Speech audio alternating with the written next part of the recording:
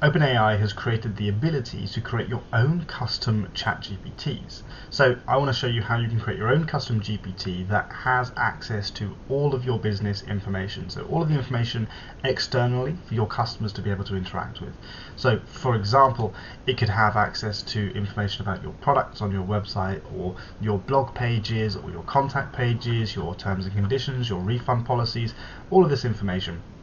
So when a customer comes onto your website, they can easily get information that they need. You can then use this information to improve your website. So the way this is going to work is, for example, we can have it on our website like this, and we can ask it questions like, how does the software work? How does ChatIQ work? It will then go ahead and read every single page from that website, and it's going to find the relevant information that it needs for its response. It's going to format that information in a very easy to read format, so it's got headlines, it's got bullet points, it's also going to select the necessary links. For example, here you can see it's actually given me the link to actually sign up. It's given me contact information if I want to just email in, or even if I want to book in a call with a sales team. There's a calendar link that I can use. It's gone ahead and actually given me the URLs for social media accounts like Twitter, Instagram and YouTube, and it's also given me a little bit more of a breakdown as well, for example, different use cases. I could always ask it as well, what are some use cases? It's then going to go ahead and have a look through the entire website again, and it's going to see what it can do for use cases. It's going to give me a nice, easy to read format data. So if you want to get set up for this, it's incredibly easy to do. All you need is a URL for your website.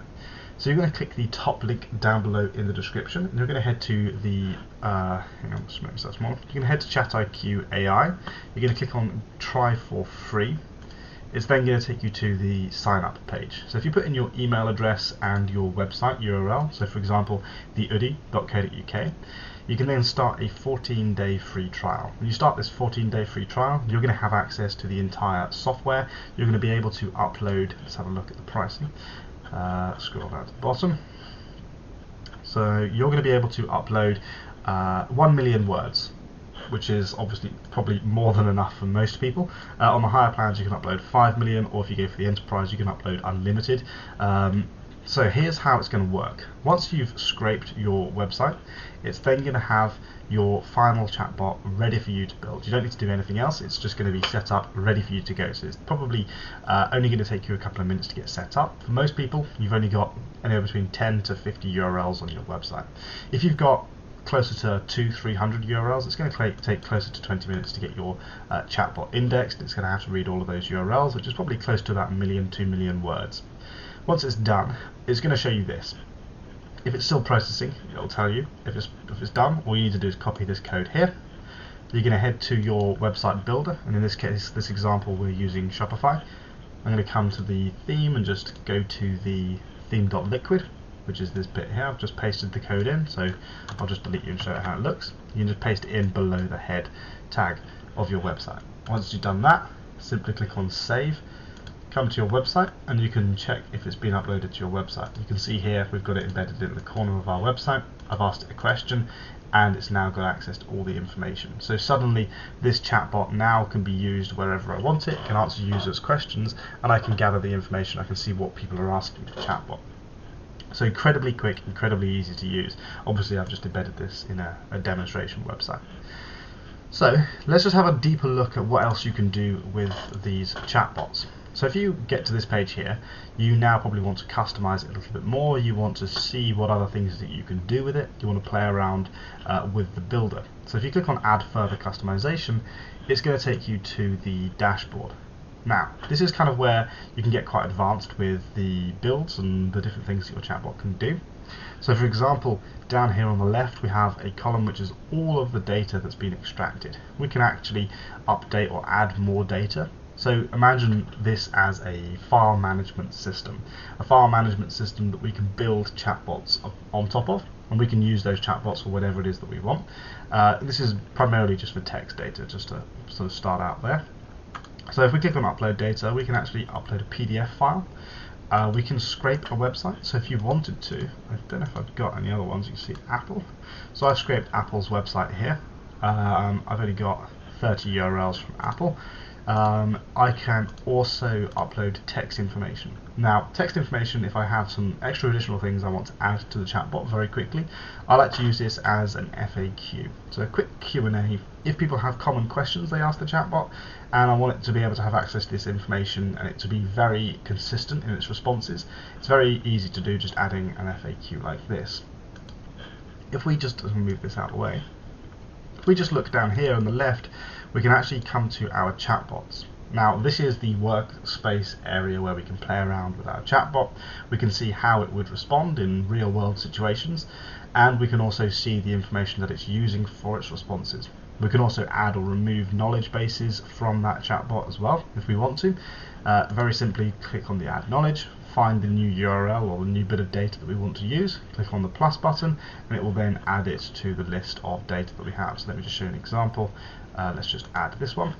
You can see here it's added the information, and then all I need to do if I want to get rid of it is remove it, and then it will suddenly remove it from the chatbot.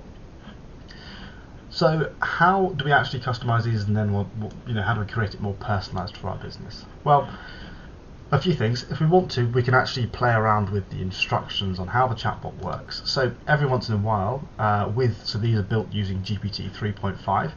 If you want it to use GPT-4, let me know in the comments and I can have that as a feature, but obviously it's going to be a lot slower, it'll be a lot more intelligent, but it'll be a lot more expensive as well. So at the moment it's all just using GPT 3.5, which can sometimes lead to the odd bit of hallucinations. It can sometimes lead to it interpreting the data slightly wrong, and it's very easy to fix. We've created instructions. So if you come to the custom instructions, you'll see here every account that is created within ChatGPT, so within ChatIQ, built on ChatGPT's 3.5, you can see here these are a list of basic instructions that your chatbot will be following. Now, what I recommend you do is have a conversation with your chatbot and see how it responds.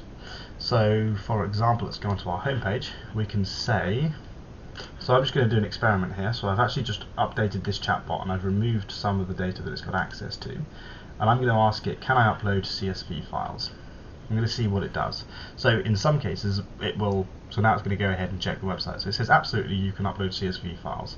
Now this is incorrect information because I've actually, on the website, sometimes what you'll find is if there's an absence of information, the AI will go ahead and just basically create an answer. So the easiest way to solve this problem is go to your chatbot, and let me do this on the live one. So this is the account that I'm using for the live chatbot on the homepage. So all of the chatbots built with ChatIQ are being used on ChatIQ. So this is the main chatbot we're using. It's only got 8 bits of data in it. I'm going to go to that page here, and I'm going to go to the chatbot settings. So we are now on the main chatbot. So make sure you've selected the right one. The easiest way to do this is just do this directly within the chatbot. You can see here it's using the basic prompt, so I can preview what the basic prompt is, and you can see I've actually added some FAQs because these are questions that people may ask it consistently, and I want to make sure that I'm actually responding correctly to those questions. So I'm going to go to my custom instructions. This is the basic prompt that it's using. So I'm going to actually edit this basic prompt here. Why does Loom always do this? Sorry, this thing's in the way.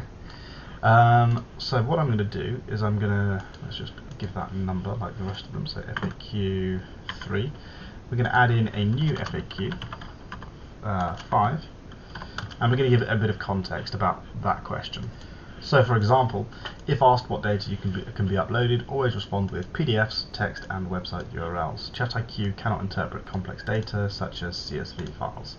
So the way I like to create these custom prompts is, that's the wrong one, is use, just close that, sorry, is use the, why do I keep clicking the wrong one, sorry, basic prompt, is to actually use positive statements. For example, always respond with PDFs, this. So first of all, this is what it's going to respond with.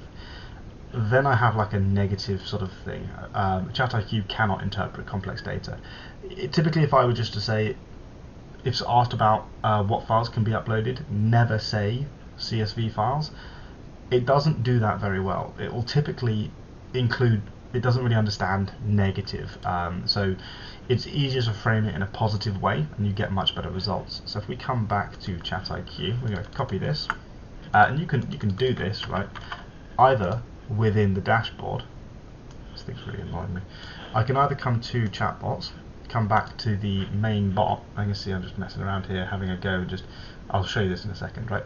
I can actually just ask it here. I can say, can I upload CSV files? And this is the main bot that we're talking to. So this is the one that's actually on the home page of the website.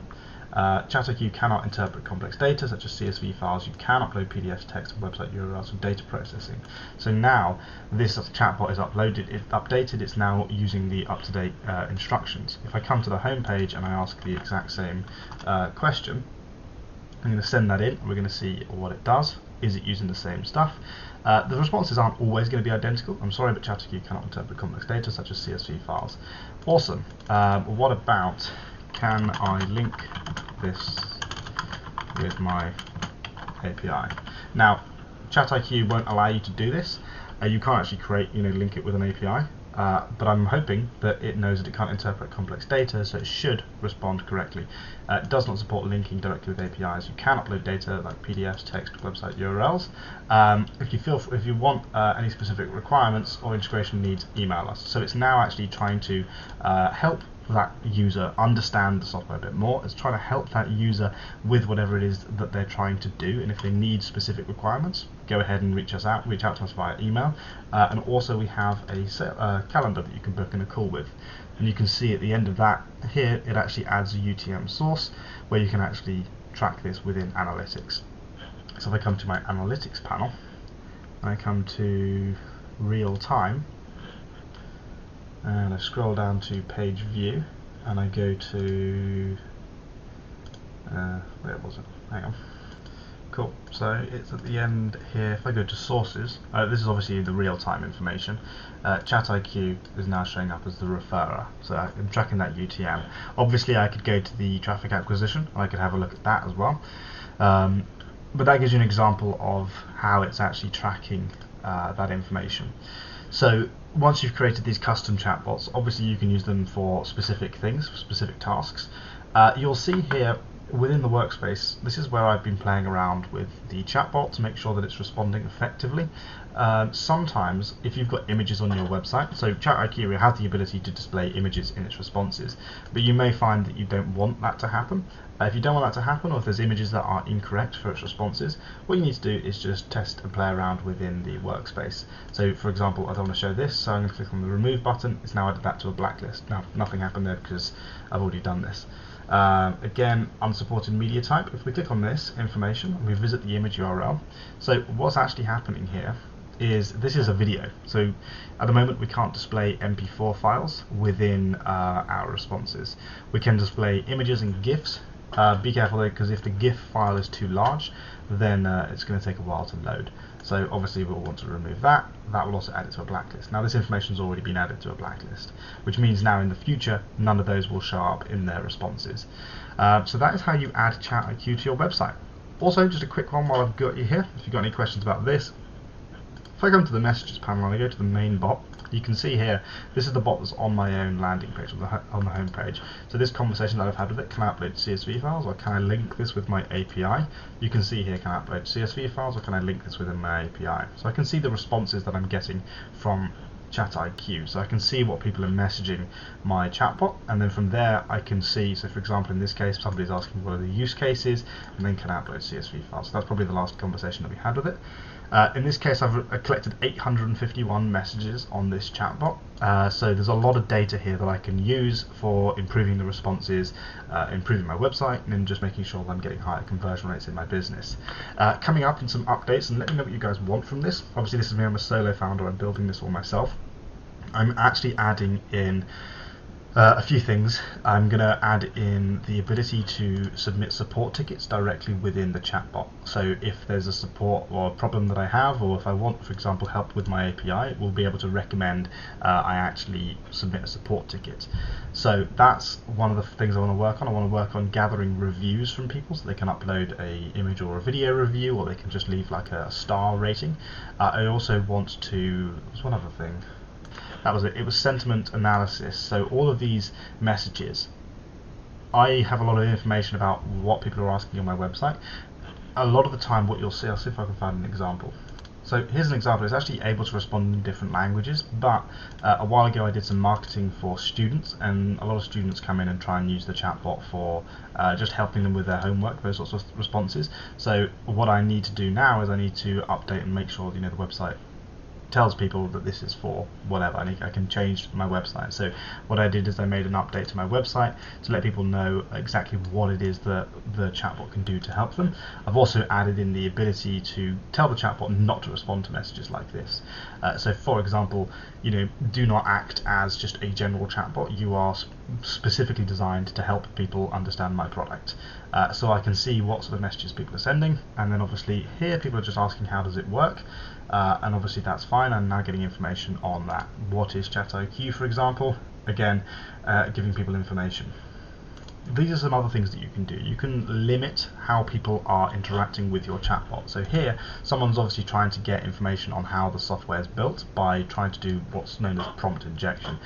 This is like information that you could add to your chatbot to stop people from asking weird questions about how your business runs, or trying to get access to information about your business. Now obviously the chatbot only has access to the information that you've given it, so it's not going to be able to respond on these questions, but you can have a setting that says, for example, I'm sorry, I cannot fulfill that request. So that way the chatbot has like a brick wall that it hits, and all of this comes down to custom instructions. And what I recommend when you're building your chatbot is just playing around in the custom instructions for a bit. So once you started to gather some information of the messages people are sending to your chatbot, play around in the custom instructions a little bit, and you can work on this. Now if you think it would be useful for me to build a system where the AI reads these messages and looks for positive or negative conversations, it will add that to the basic prompt and adjust the way the chatbot's responding over time. If you think that would be a more useful feature, let me know down below in the comments. Obviously anything you guys are looking for, let me know, and I'm happy to include that on the roadmap of updates. But if you want to get started with ChatIQ, it's very simple. Click the top link down below in the description. You can actually get started. I think I said this earlier. You get a free trial, 14-day free trial.